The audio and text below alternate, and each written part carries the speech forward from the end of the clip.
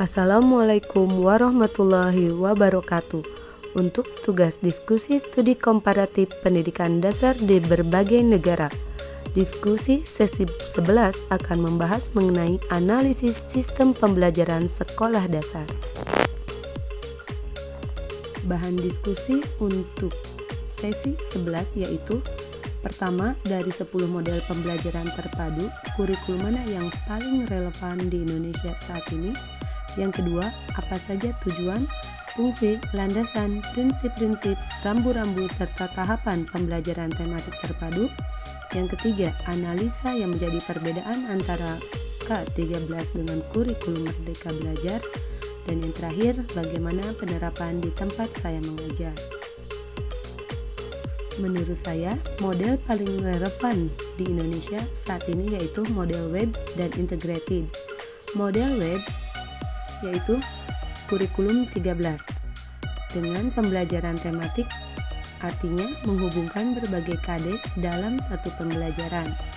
Yang kedua, integrated pada kurikulum Merdeka, artinya terintegrasi.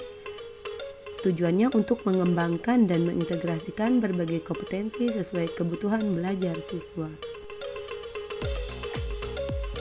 Berikut ini merupakan bahan diskusi yang kedua. Apa saja tujuan, fungsi, landasan, prinsip, rambu-rambu, serta tahapan pada tematik terpadu?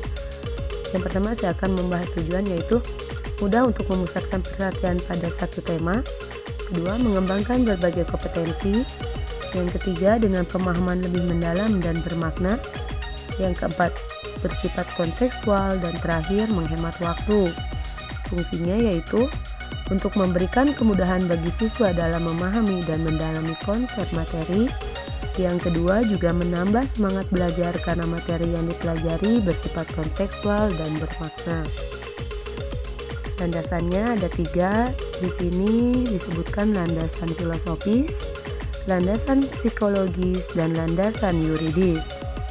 Prinsip-prinsip yang terdapat pada tematik terpadu yaitu: tema dipadukan pada berbagai mata pelajaran, tema disesuaikan dengan perkembangan siswa, tema dapat mewadahi minat siswa, tema dipilih sesuai dengan kurikulum yang berlaku, dan disesuaikan dengan ketersediaan sumber belajar.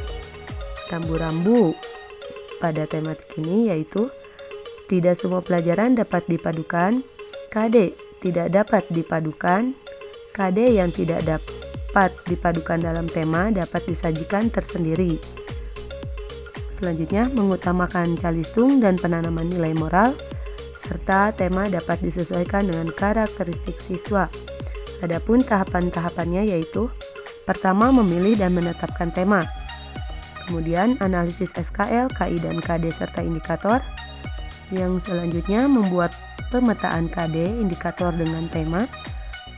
Yang selanjutnya, membuat jaringan KD, dan terakhir menyusun silabus tematik terpadu. Dan terakhir, menyusun RPP. Untuk jawaban diskusi yang ketiga mengenai perbedaan K13 dan kurikulum Merdeka. Di sini saya hanya mengambil 3 aspek yang paling menonjol yang bisa dibedakan dari kedua kurikulum tersebut. Yang pertama, dari pendekatan kurikulum. K13 pendekatannya tematik terpadu dan diterapkan pada kelas 1 sampai kelas 6. Untuk kurikulum Merdeka, mata pelajaran terpisah namun fleksibel, itu dapat disesuaikan dengan kebutuhan. Pada peran guru, pada K13, guru sebagai perancang tema. Sedangkan pada kurikulum Merdeka, guru sebagai fasilitator atau pembimbing saja. Siswa yang lebih banyak terlibat aktif dalam pembelajaran. Pada poin penilaian, pada K13 bersifat otentik, merangkum atau menilai KI1, KI2, KI3, dan KI4.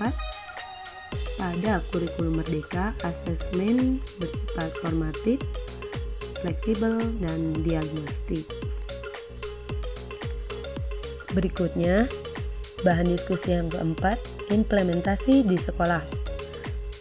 Berhubung di sekolah saya sudah melaksanakan kurikulum Merdeka pada tahun ini, maka di SDN Cidomas kurikulum Merdeka sudah diterapkan mulai dari kelas 1 sampai kelas 6. Yang kedua, model pembelajaran yang digunakan adalah kurikulum Merdeka dengan menggunakan pendekatan integratif melalui modul ajar dan proyek P5. Yang ketiga, kelebihan implementasi Merdeka di sekolah saya yaitu pembelajaran lebih fleksibel, tidak terlalu dipaksa mengikuti tema atau buku. Yang kedua, guru lebih mudah mengembangkan aktivitas berbasis proyek. Dan ketiga, siswa jauh lebih aktif dan kreatif.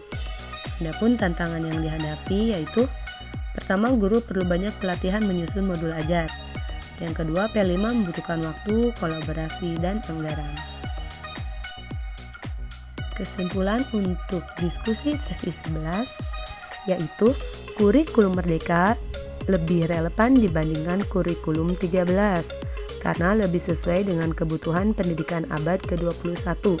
Kurikulum Merdeka memberikan fleksibilitas, menekankan kompetensi esensial, mendorong pembelajaran diferensiasi, serta mengintegrasikan proyek profil pelajar Pancasila yang dapat membentuk karakter dan keterampilan masa depan.